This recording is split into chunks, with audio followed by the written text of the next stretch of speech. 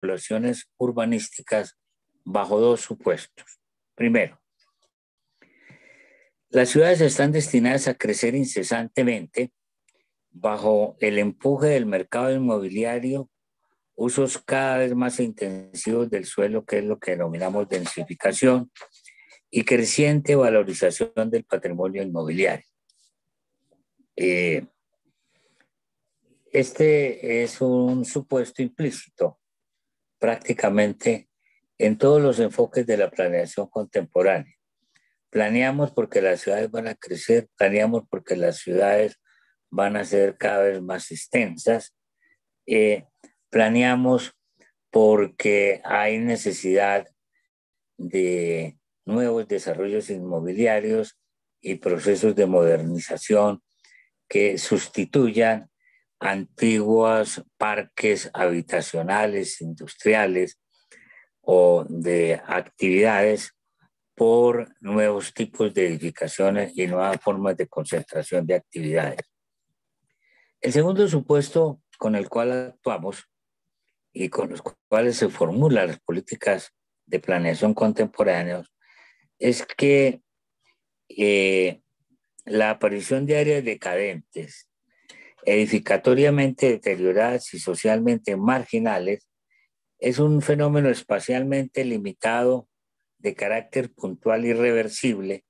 con políticas de inversión pública y estímulos al sector privado inmobiliario. Basta simplemente que se declare una zona, por ejemplo, de renovación urbana, que se creen las condiciones para que los inmobiliarios puedan intervenir, que se les abran las puertas para que puedan presentar sus proyectos y que se creen todas las condiciones para que puedan adquirir los inmuebles o para que puedan llegar a las formas de organización y de inversión requeridas para que el problema se pueda superar. El tercer supuesto es que se ignora por completo que en el mundo contemporáneo la decadencia... Pregunta si están viendo la presentación. Pueden llegar a afectar a la totalidad de grandes ciudades, incluso metropolitanas. Perdón, ¿sí están viendo la presentación? Es correcto, estimado Humberto. Estamos viendo la presentación. Ah, bueno. Y también que puede llegar a afectar a subsistemas completos de asentamientos, inclusive a escala regional. Voy a presentarles algunos ejemplos que sobre todo están relacionados con este último aspecto, con el aspecto que acabamos de mencionar, de ejemplos históricos de decadencia y ruina urbana. Algunos son de carácter sistémico. Por ejemplo, las ciudades ceremoniales mayas, para comenzar refiriéndome a casos históricos, que aun cuando hasta hace no mucho tiempo suponíamos que los mayas tenían una cultura ambientalmente muy sostenible, pues resulta que la arqueología y los estudios que se vienen haciendo muestran fundamentalmente que estos centros ceremoniales mayas que hemos descubierto bajo selvas y hemos restaurado, entraron en decadencia y resultaron abandonados fundamentalmente por causas de carácter ambiental que los hicieron insostenibles. Y que no solamente acabaron con uno u otro centro ceremonial, sino que llevaron a la decadencia total de todo lo que fue el imperio maya y su cultura. Otro ejemplo histórico, simplemente para referirme a cómo esto puede ocurrir bajo las más distintas circunstancias y bajo los más distintos sistemas, la cadencia de Roma tras la caída del imperio, a causa de la propia decadencia militar del imperio y los efectos económicos que esto trajo, incluido lo que denominamos las invasiones bárbaras. Pero tenemos el ejemplo más destacado en el mundo contemporáneo, en la economía más avanzada mundialmente en su momento, la economía norteamericana, y es la decadencia de las ciudades del noreste de Estados Unidos después de 1980. Estamos hablando de lo que comúnmente se conoce con y voy a hacer una referencia muy especial a este caso, con el Rust Belt o cinturón del óxido o Manufacturing Belt, o sea, cinturón industrial como se le denominaba, después de los años de 1920, cuando a causa del cambio tecnológico y el desarrollo de la industria de automóviles y de la industria metalmecánica, de la industria pesada, entonces todas estas ciudades del noreste de los Estados Unidos se convierten en centros industriales comandados fundamentalmente por Detroit, Chicago, Baltimore en Maryland, St. Louis en Missouri, y se convierten en algunos de los metrópolis, particularmente Detroit y Chicago, más reconocidas a nivel mundial. Con el cambio tecnológico que sobreviene después de los años 80, por una parte, y por otra parte, debido también a las nuevas políticas económicas que comienzan a primar en el mundo en estos años y que sobre todo subrayan la importancia y las políticas de libre cambio, la industria automovilística entra en decadencia y arrastra tras de sí a todo el sector del acero, de la metalmecánica y en general de la industria pesada en esta región. Y no solamente, por ejemplo, Detroit pierde rápidamente la tercera parte de su población. El centro de Chicago queda totalmente despoblado y desaparecen buena parte de las centros financieros y de los centros corporativos y de los edificios corporativos que allí se localizaban. Y de este modo llegamos a un punto en el cual sectores enteros de estas ciudades, y el ejemplo más dramático ha sido, por supuesto, el de Detroit, sencillamente quedan abandonados. Todas estas zonas industriales quedan abandonadas, que ha obligado, entre otras cosas, a reinventar políticas que busquen atraer, por lo menos, personas, individuos, empresas que quieran reubicarse en estos sectores de manera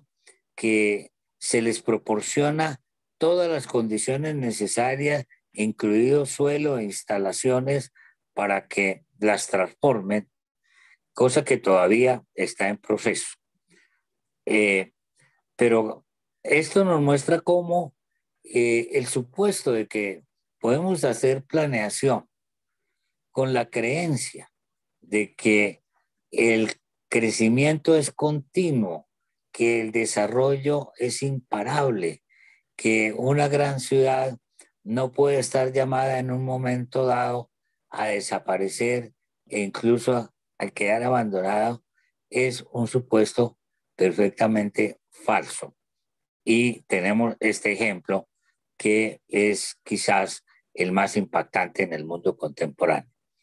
Pero también en otras escalas, por ejemplo, tenemos el abandono de pueblos y pequeñas ciudades en la España contemporánea, gracias a lo cual hoy Muchos migrantes se van a España sencillamente porque en estos pueblos y pequeñas ciudades han tenido que acudir también a fórmulas mutatis mutandis semejantes a lo que se ha intentado en el cinturón industrial de los Estados Unidos, es ofrecerle al migrante dispuesto a relocalizarse en esta clase de asentamientos todas las facilidades necesarias para que lo puedan hacer, incluido ofreciéndole en propiedad y gratuitamente vivienda y también instalaciones en las que puedan intentar establecer nuevos negocios, talleres, etc. Otros ejemplos de naturaleza estructural y sectorial también están relacionados con muy distintos centros del mundo contemporáneo. Por ejemplo, la decadencia residencial y corporativa de Manhattan en Nueva York a finales de la década de 1970 y a lo largo de los 80. Es un momento en que, paralelamente con lo que está ocurriendo un poco más al norte, Manhattan comienza a ser abandonado por todos los sectores de altos ingresos y también comienza a ser abandonado por algunos centros corporativos y grandes empresas que tenían allí sus sedes. Por ejemplo, la Exxon. Hay una muy célebre anécdota del alcalde de ese momento, Edward Koch, quien, informado de que la Exxon estaba dispuesta a irse de Manhattan, decidió irse a conversar con sus directivas para ver cómo los convencía de que no se fueran de Manhattan, puesto que ellos constituían un verdadero símbolo de lo que era Manhattan como distrito central de negocios, no solamente de escala regional y nacional, sino de escala mundial. Llega Koch, lo están esperando pues toda la junta directiva de Exxon para conversar con él sobre el asunto, les plantea su inquietud y su solicitud de que por favor reconsideren esta decisión. Y Exxon previamente le había pedido a un gran grupo de sus directivos y ejecutivos y también de sus empleados de alto nivel que esperaran a que en un momento dado ellos iban a salir con el alcalde para que conversara con ellos. Entonces, cuando Koch termina de hacerle su presentación de lo que le preocupa, los directivos de la Exxon lo invitan para que salga de la sala en que están reunidos a conversar con los empleados de la empresa. Y cuando Koch les comenta cuál es su inquietud, estos empleados lo invitan a ir hasta una ventana que da sobre el sector de la Quinta Avenida y, entre otras cosas, porque la Exxon en ese momento justamente quedaba casi al frente de la estación central. Y desde las ventanas, los empleados le dicen a Koch, mire lo que está pasando ahí en la estación central y al frente de la estación central. Y le hacen notar cómo aquello está atiborrado de vendedores ambulantes, de personas desocupadas que se aglomeran allí, de muchas gentes negras marginadas, y le hacen caer en la cuenta de la inseguridad que reina en la estación central, y de esta manera finalmente le dicen: nosotros ya no resistimos esta situación y por eso somos nosotros quienes le hemos pedido a los directivos de la Exxon que por favor trasladen esto, y por eso queremos irnos más bien a relocalizar fuera de Manhattan y en otra ciudad. Este es también un ejemplo dramático. Es un momento en donde gran parte de los grupos de altos ingresos y medios ingresos en este momento se están yendo de Manhattan, lo cual, entre otras cosas, fue muy fuertemente incidido también, por lo menos como manera de presentarlo, eh, sin reconocer cuáles eran las causas profundas de lo que estaba ocurriendo, sino como un acto simplemente de regreso a la naturaleza. Es un momento en donde, acuerden ustedes, estamos a finales de los 70, es el momento de la rebelión estudiantil que se expresa también en el movimiento hippie, y que desde el punto de vista de la actitud frente a los grandes centros urbanos, se predica que los grandes centros urbanos son invivibles, son ambientalmente insoportables, y se invita a todos los habitantes a que se desplacen hacia las afueras, hacia lugares más cercanos a la naturaleza, lo cual tuvo una expresión, digámoslo, estudiantil en lo que fueron las comunas hippie. Yo en ese momento tuve la oportunidad de residir un tiempo en Nueva York, y se salía de la Universidad de Columbia, y los fines de semana, los que no vivíamos por fuera, éramos invitados por nuestros amigos hippies para que nos fuéramos a las comunas, y los estudiantes no querían vivir por ahí, por donde habitábamos aquellos a quienes nos consideraban que no habíamos entendido todavía que los centros urbanos son insoportables. Yo desafortunadamente los he necesitado siempre, por eso terminé siendo urbanista. Eh, y otra muestra también de la decadencia y la ruina urbana, que además se presenta de manera eh, eh, más o menos regular y repetida, es la decadencia de distritos centrales de negocios sustituidos por centros empresariales y centros comerciales cerrados, una de las últimas formas bajo las cuales a su vez entonces aparecen áreas decadentes que se hacen objetos de programas de renovación urbana.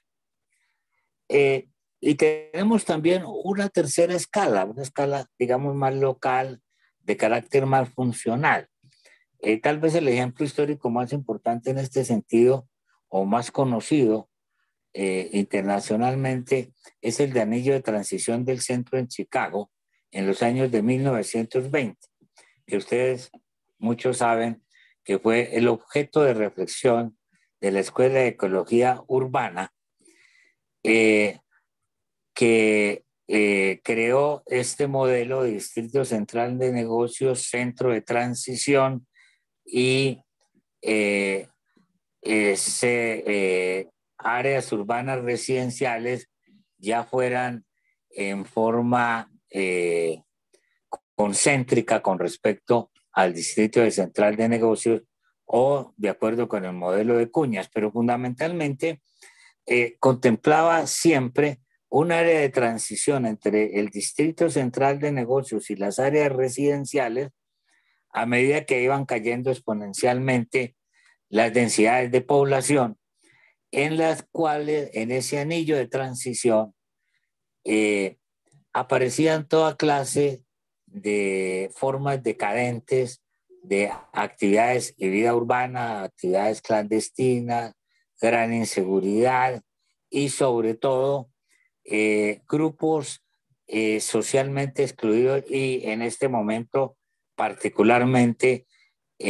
los afroamericanos que, como ustedes recordarán,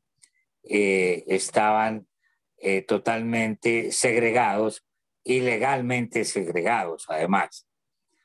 con absoluta violación de todos los derechos humanos, que se concentraban justamente en estos anillos de transición entre el Distrito Central de Negocios y las periferias urbanas. Otro ejemplo son los asentamientos residenciales de vivienda en bloques de la posguerra en Francia. Muchos de ustedes se habrán enterado de que pasada la guerra,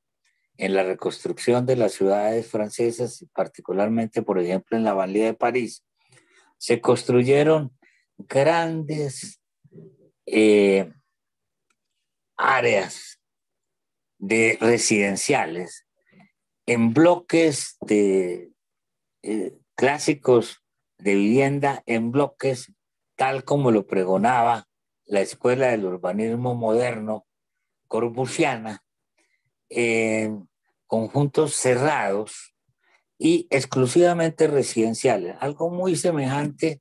a lo que acabamos de terminar de desarrollar en Soacha y que llamamos Ciudad Verde, que son 320 hectáreas en donde se han construido en conjuntos cerrados, uno al lado del otro, en supermanzanas cerradas,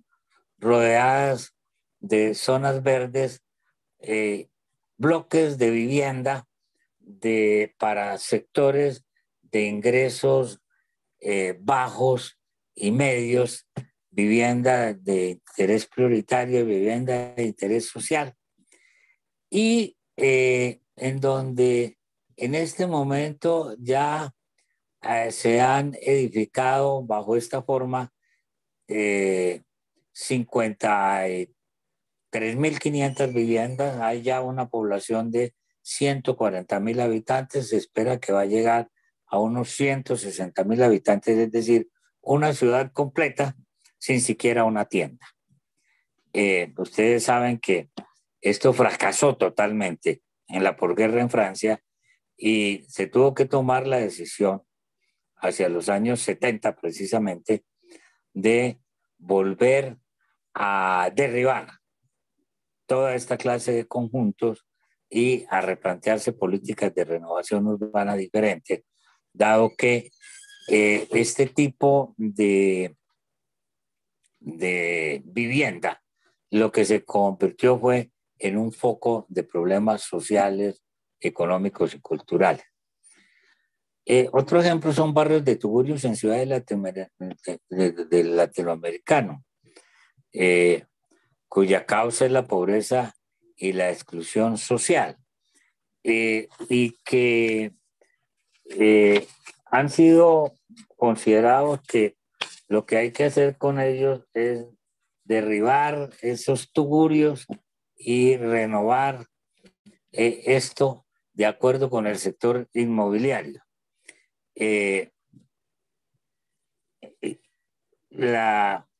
Estos son algunos de los ejemplos que tenemos que son a su vez respondidos con políticas que hemos llamado en algunos casos de renovación urbana para casos sistémicos y estructurales, y en otros casos también de revitalización o incluso, por ejemplo, en el caso de barrios de tugurios en ciudades latinoamericanas, los hemos denominado como de mejoramiento integral de barrio. Sigamos con la presentación. Justamente lo que esto nos convoca es a tratar de entender frente a esta clase de problemas qué alternativas adecuadas, convenientes, resilientes, sostenibles podemos enfrentar en el mundo contemporáneo. Y en este sentido, yo quiero plantear un conjunto de alternativas que he denominado renovación urbana versus renovación inmobiliaria. Frente a problemas fundamentalmente como aquellos que son de carácter funcional, las zonas decadentes en el entorno del Distrito Central de Negocios en los años 20, es el primer ejemplo en el mundo en donde se intenta ya en los años 50 desarrollar unos procesos de renovación urbana que consisten fundamentalmente en entregarle al sector inmobiliario toda clase de facilidades para que se pueda apropiar nuevamente de esos sectores, erradicando a la población y a las actividades allí emplazadas, actividades de muy baja jerarquía, actividades algunas veces enlazadas con criminalidad y con delincuencia urbana, erradicando a las poblaciones negras allí asentadas, etcétera, etcétera, para podérselo entregar al sector inmobiliario, prácticamente regalándole los suelos o estableciendo precios extraordinariamente subsidiados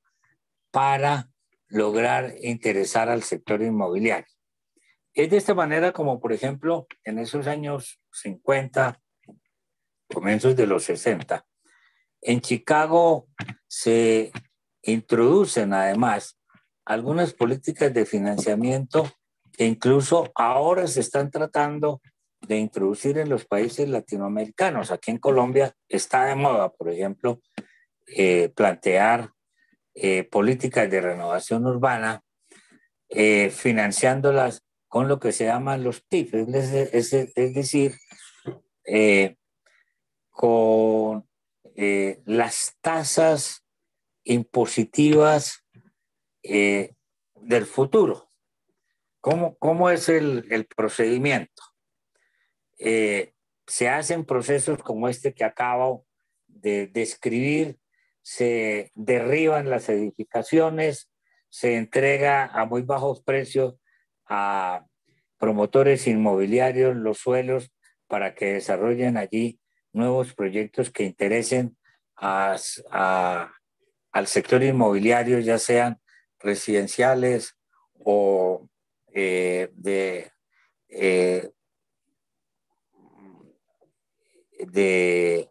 reintegración de algunas actividades económicas,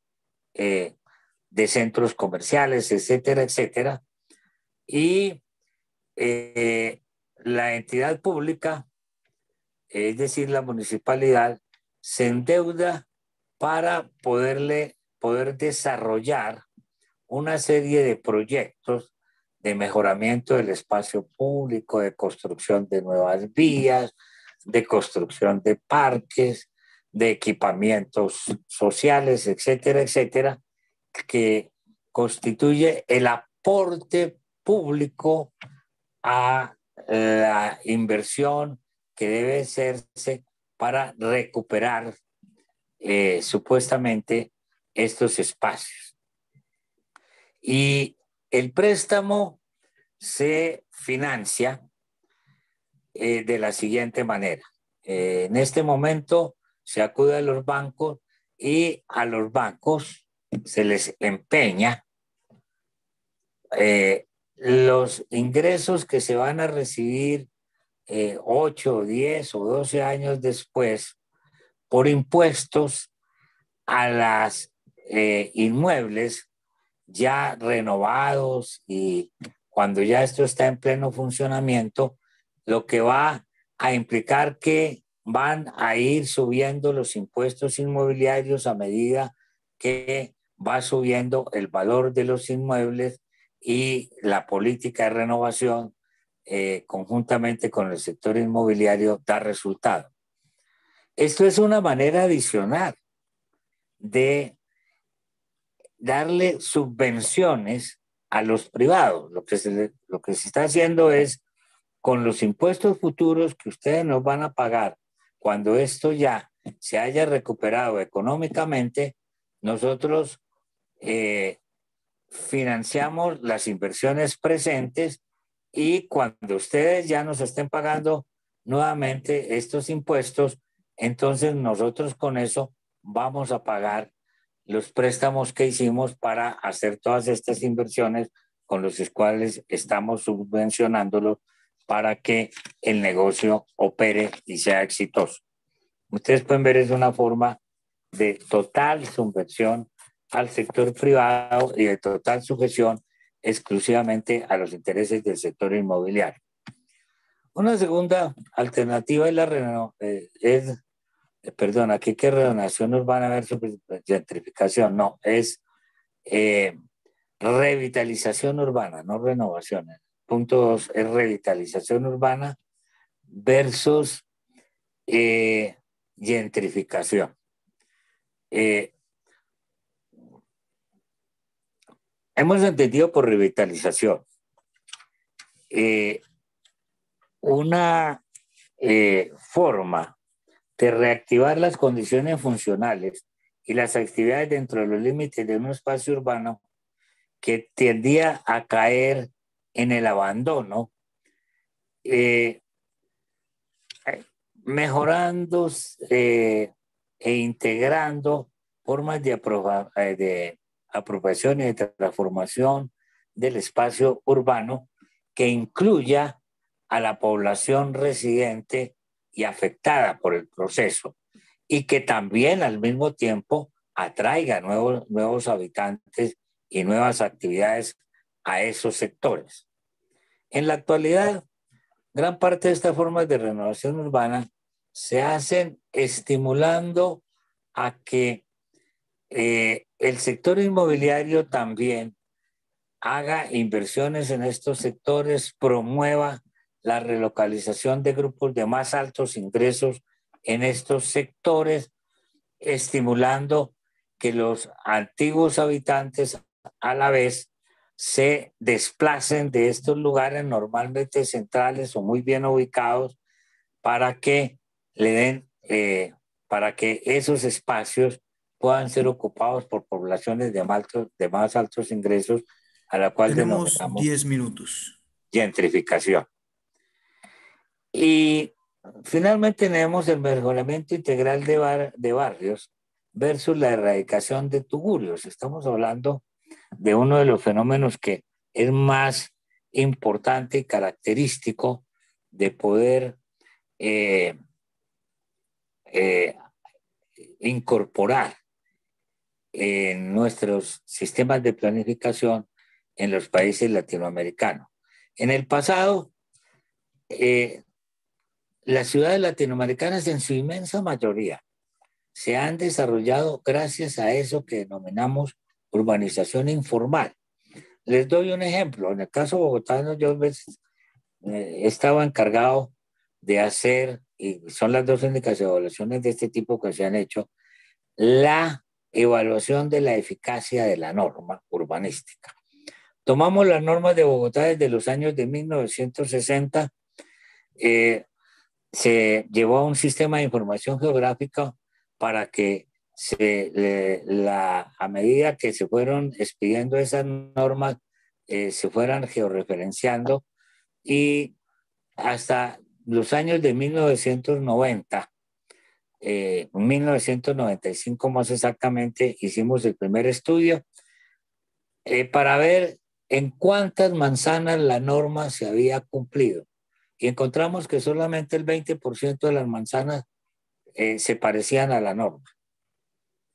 Es decir, que el 80% de la ciudad se había desarrollado bajo otra forma no reconocida. Y sobre todo, bajo esta forma de la urbanización mediante parcelación de los suelos y proceso de desarrollo progresivo de barrios, fundamentalmente. Esto es también igualmente válido para Ciudad de México, para Lima, ciudades que he tenido en algún momento la ocasión de trabajar en ellas. Y Sin embargo, durante todos los años 70, pero especialmente después de los años 80 en adelante, el único tratamiento que se les dio fue el de la erradicación de tubul. El mejoramiento integral de barrios lo que implica es reconocer estas formas de urbanización. No podemos seguir diciendo que ciudades que están hechas fundamentalmente con estos procedimientos no son viables. Es que, entre otras cosas, la inmensa mayoría de estas ciudades latinoamericanas se han ocupado bajo estos procesos que son procesos muy clásicos de urbanización. Son muy, ellos se entienden muy fácilmente si uno los enfoca, por ejemplo, a partir de lo que hizo el Laboratorio de Urbanismo de Barcelona, que distinguía muy claramente entre el proceso de parcelación, el proceso de adecuación de los suelos y finalmente el proceso de edificación, que es lo que explica por qué tradicionalmente los inmigrantes y los habitantes de bajos ingresos de las grandes ciudades latinoamericanas han ocupado los suelos urbanos y han construido la inmensa mayoría de lo que son las ciudades, inclusive los centros metropolitanos más importantes de América Latina. De América Latina. A eso lo hemos llamado mejoramiento integral de barrios,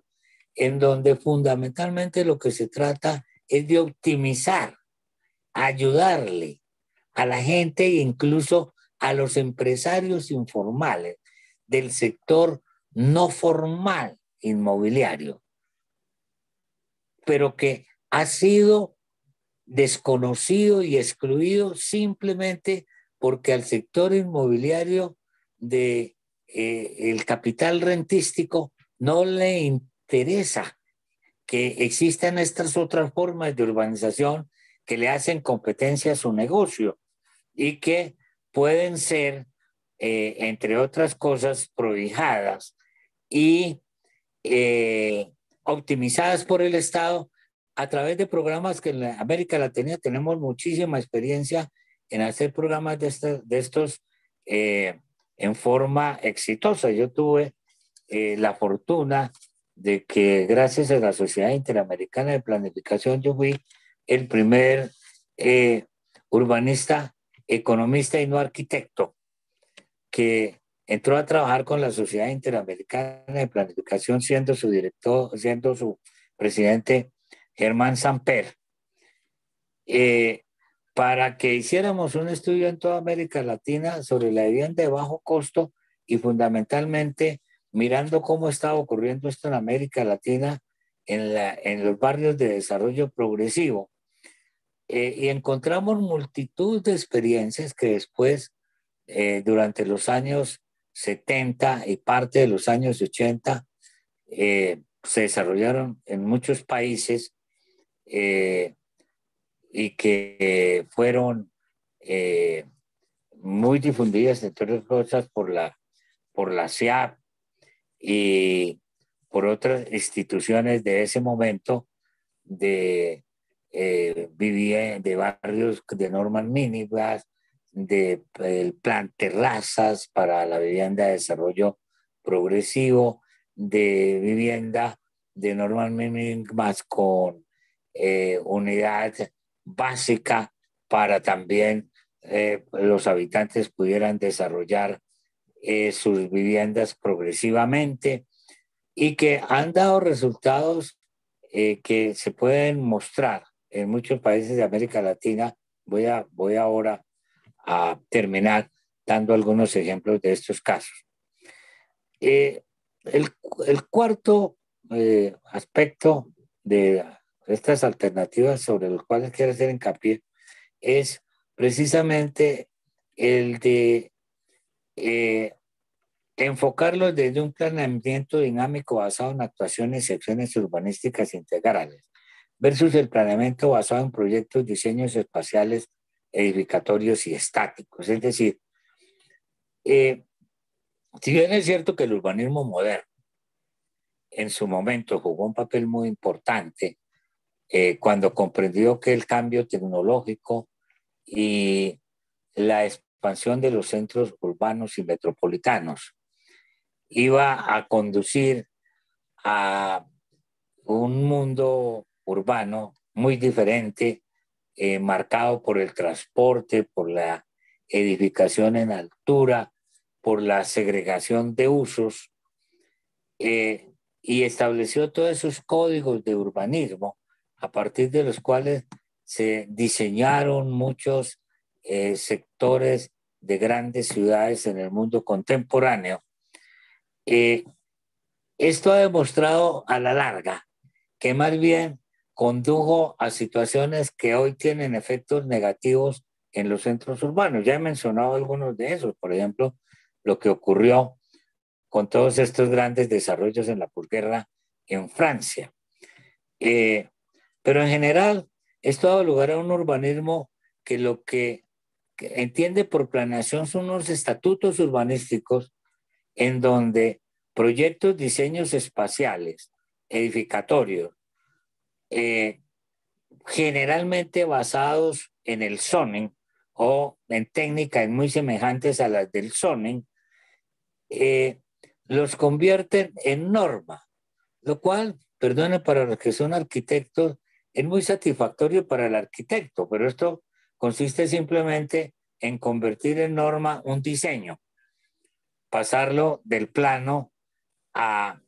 un estatuto urbanístico y considerar que eso es lo único y lo único posible en la ciudad y por consiguiente lo único que está permitido hacerlo. Pero además tiene una concepción totalmente estática de lo que es lo urbano.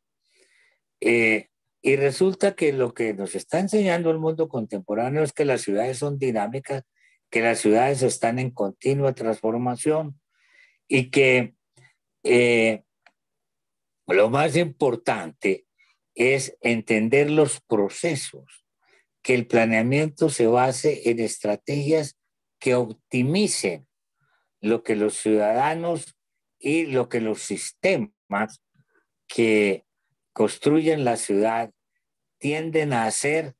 para evitar justamente sus efectos negativos y optimizar aquello que puede tener los mejores resultados. Pero esto requiere además que el planeamiento se base en un proceso iterativo que es justamente característico de los procesos resilientes de reconocimiento de los fracasos y de reconocimiento de lo que ha estado equivocado en esos procesos de planeamiento, de prevención o adaptación, es decir, de reconocimiento que lo que los sistemas emergentes van creando, hay que reconocerlo y hay que optimizarlo en lugar de prohibirlo. Y que todo esto requiere ensayo de aprendizaje y no diseños especiales edificatorios de carácter perfectamente estático. Pasemos a la última para poder cerrar. Pasemos a la última diapositiva. Yo quiero cerrar esto con algunos ejemplos en Colombia. En la escala urbana nosotros tenemos una ciudad como Soacha, por ejemplo. Soacha es característicamente una ciudad conurbada con la metrópoli nacional que es Bogotá. En este momento tiene alrededor de 800.000 habitantes y de acuerdo con unas normas que miden a partir de la calidad del espacio urbano, cuál es el nivel de ingresos de la población, toda la población que habita en Soacha, que realmente está conurbada en Bogotá y por lo tanto es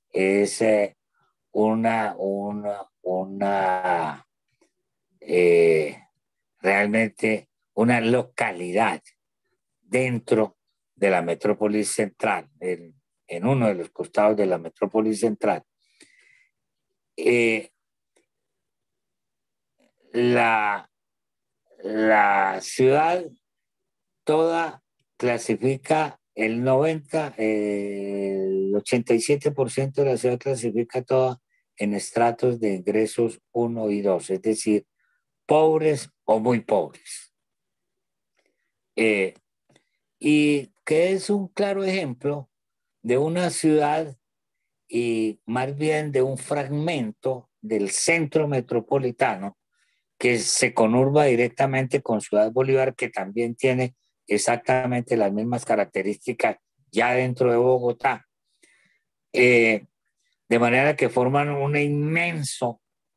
de unos 2 millones de habitantes o 3 millones de habitantes, un inmenso continuum urbano totalmente de bajos ingresos y totalmente desarrollado bajo las formas de el urbanismo popular, es decir, de parcelación de suelos. Comienza inmediatamente la edificación, la gente los ocupa a partir inicialmente de viviendas provisionales, poco a poco va construyendo en ladrillo y terminan después de 15 o 20 años teniendo un barrio en donde hay edificaciones de hasta 4 o 5 pisos con muy graves problemas de servicios públicos, de disponibilidad de espacio público, etcétera, etcétera, y que nos ha obligado a repensar. Yo estoy actualmente, por ejemplo, asesorando a Soacha en su plan de ordenamiento, cómo se incorporan todas esas formas de urbanización que hasta ahora han sido excluidas en nombre de que son informales y de que son ilegales, cuando lo que es absolutamente indispensable además es entender que lo que hay es que recuperarlas como formas tradicionales de hacer ciudad, además con resultados muy interesantes. Las zonas más densas actualmente en Colombia, en las ciudades, son esta zona. El sector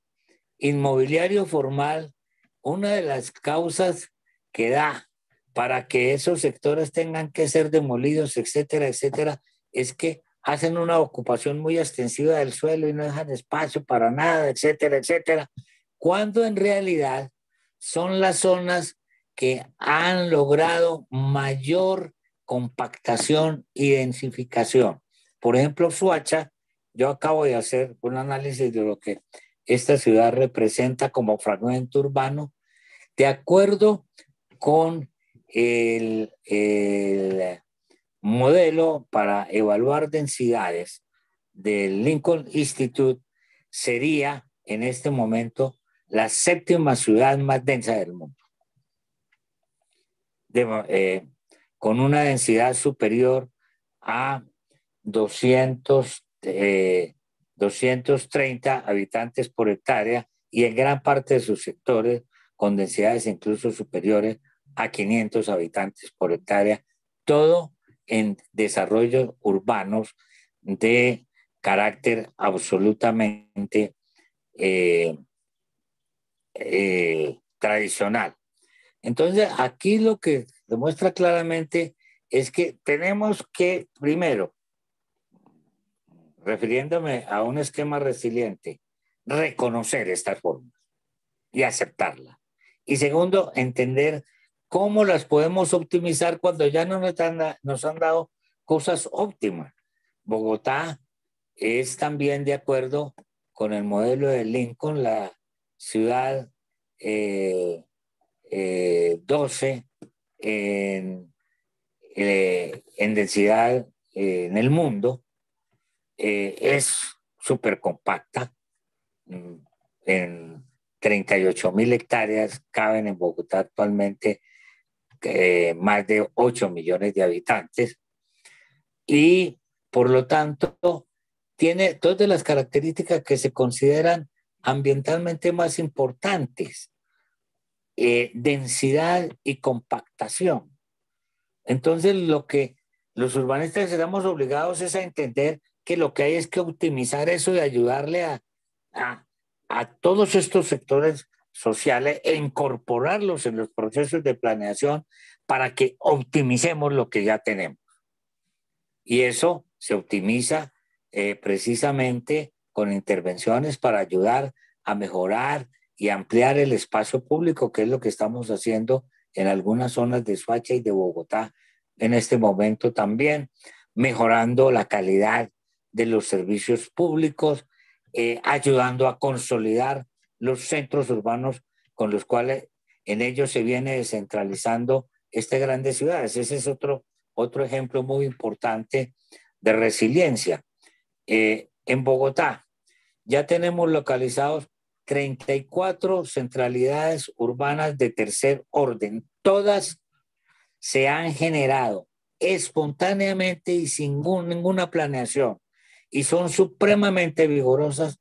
en áreas de desarrollo progresivo, no precisamente alrededor de los centros comerciales a través de los cuales se comenzó en los años 90 a intentar hacer procesos de descentralización de las actividades económicas de servicios en la ciudad.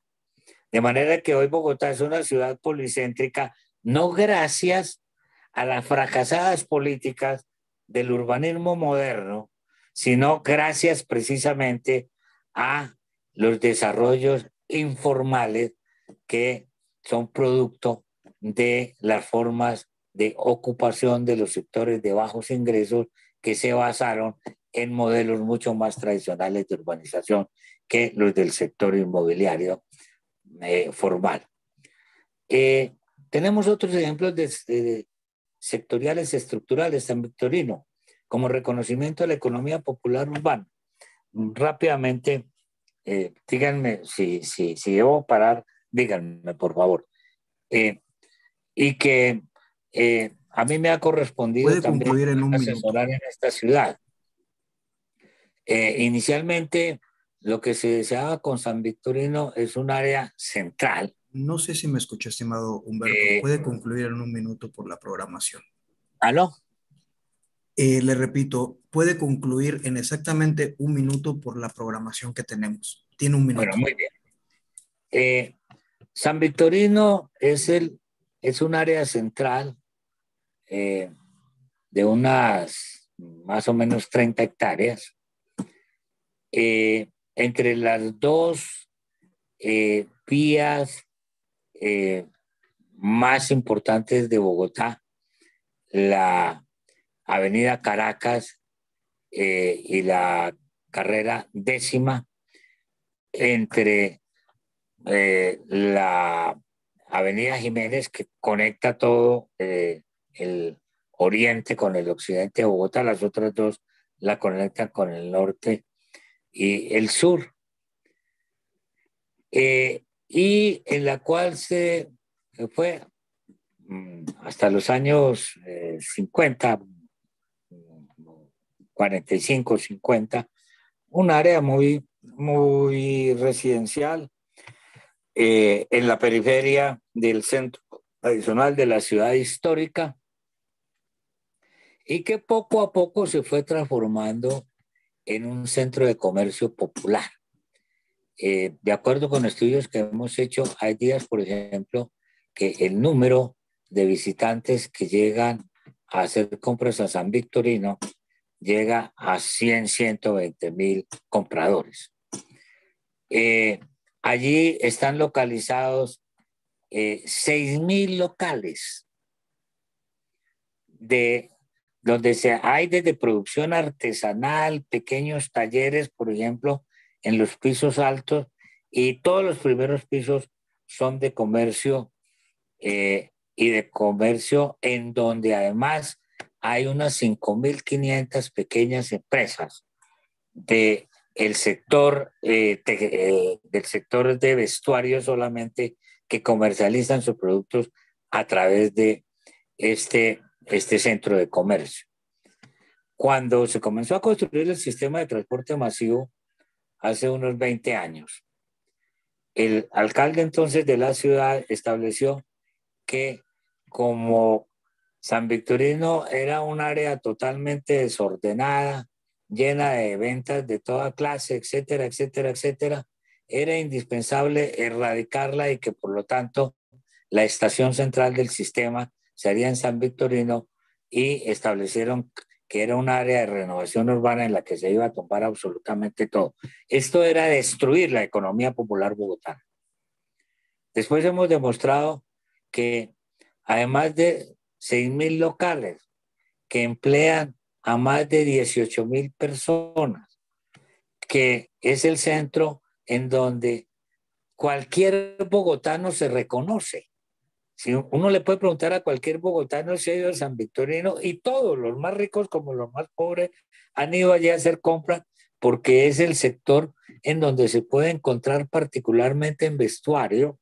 y en algunas otras cosas de la economía de consumo más corriente, todos los productos y que además presenta los más bajos precios en sus procesos de comercialización en todo Colombia. Voy a comentarles dos cosas, por ejemplo, que son fundamentales en San Victorino. En San Victorino se inventaron unas formas de hacer unos mercados 3 veces por semana que se llaman los madrugones, en unas grandes bodegas, pequeños productores, sobre todo este sector de textiles, en puestos que están delimitados sobre el piso y ahí colocan una mínima forma de presentar la oferta de sus productos. Venden sus productos directamente a quienes llegan desde las 4 de la mañana a comprar sus productos. Viene gente desde Lima, por ejemplo, desde el Ecuador. Venía gente desde Venezuela, ahora no está viniendo gente desde Venezuela, a hacer compras ahí en esos madrugones, 3 días a la semana, entre 4 y 11 de la mañana, dando empleo a una inmensa cantidad de personas y generando una inmensa cantidad de ventas además para una economía de pequeños talleres de confección. Eso ha enriquecido, entonces, con una clase comercial nacida directamente de esta clase de economía.